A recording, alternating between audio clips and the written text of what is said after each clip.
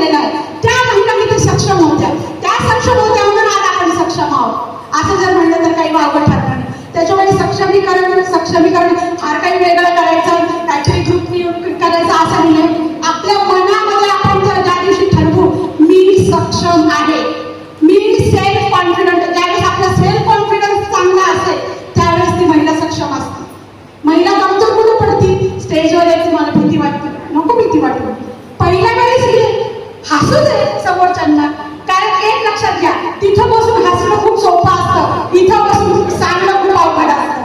त्याच्यामुळे हसू दे, एकदा चुकतात, दोनदा चुकतात, तीनदा चुकतात, चौथ्या वेळेस तुमचा सेल्फ कॉन्फिडन्स वाढेल. त्याच्यामुळे मी आता तुम्हाला फक्त एक सांगेन, महिला सक्षमीकरण is equal to self confidence. असं जर म्हटलं तर काही वावड ठरणार नाही. आणि तुम्ही सगळ्यात छान सेल्फ कॉन्फिडंट आहात. पुढच्या वेळेस मी आता चंदना सांगेन की याच्यात त्या वेगळ्या काहीतरी महिलांना आपण इथं बोलू आणि बोलायला लावूया की ज्या कधी स्टेजवर व्यक्त झालेल्या नाही, अशा महिलांना आमचा आता आम्ही पण आता वासाठी नाही सक्षमीकरणाचं की ज्या महिला कधी इथं व्यक्त झाल्या नाही, पुढच्या जागतिक महिला दिन आपण असं साजरा करूया. परत एकदा सगळ्यांना शुभेच्छा देते. धन्यवाद. नमस्कार, सदगुरु शरणम ममा। सबसे पहले तो सभी महिलाओं को वुमेन्स डे की बहुत बहुत शुभकामनाएं। आप सभी को वुमेन्स डे के अवसर पर यहाँ पर वनिता मंडल ने, ब्राह्मण समाज ने और ज्येष्ठ नागरिक महिला समिति ने यहाँ पर बहुत ही अच्छे तरीके से महिला दिन की सेलिब्रेशन किया। और महिला दिन के सेलिब्रेशंस में हमने यहाँ पर महिलाओं को वास्तुशास्त्र के कुछ टिप्स दिए, जो मैं आप लोगों को भी, दर्शकों को भी देना चाहूंगी। वास्तुशास्त्र जो है ये कोई भ्रम नहीं है, वास्तुशास्त्र ये कोई काला जादू नहीं है, यह एक बहुत बड़ा साइंस है और उस साइंस को हम लोगों को समझना है। आज बहुत सारे ढोंग इस समाज में हो रहे हैं जो कि काला जादू कर दिया है, वशीकरण कर दिया है। अगर आप आपके घर के वास्तु को सही कर दो तो किसी की ताकत नहीं है कि वो आप पे काला जादू कर सके, आपको वशीकरण कर सके। और बहुत सारी महिलाएं इन सब चीजों के पीछे इतनी भ्रमित हो चुकी है कि वो अपना सोना गिरवी रखकर, अपना सोना बेचकर भी ऐसे बाबाओं के पीछे लगकर अपने घर के उपाय कर रहे हैं, जिससे आपकी तकलीफें सॉल्व नहीं हो रही है बल्कि बढ़ रही है। तो आप सभी से मैं एक ही निवेदन करूंगी महिलाओं से कि आप किसी के भी भ्रम में ना आइए, किसी के भी बहकावे में ना आइए, साइंस को स्वीकार करिए और जो ऋषि मुनियों ने जो शास्त्र बनाया है उस शास्त्रों को आप स्वीकार करके 18 महर्षि ऋषियों ने वास्तुशास्त्र की स्थापना की थी। तो उन्होंने सबकी मनस्थितियों को, आगे आने वाले कलयुग को भी ध्यान में रख के बहुत सारे वास्तु के नियम बनाए। तो आप अगर आपके दक्षिण, नैऋत्य और पश्चिम ये 3 दिशाओं का आप स्थिर रखो तो किसी की भी ताकत नहीं है कि आपके ऊपर काला जादू कर सके, आपको बहका सके। अकाल मृत्यु हरणम सर्व व्याधि विनाशनम, ये वास्तुशास्त्र का दोहा है।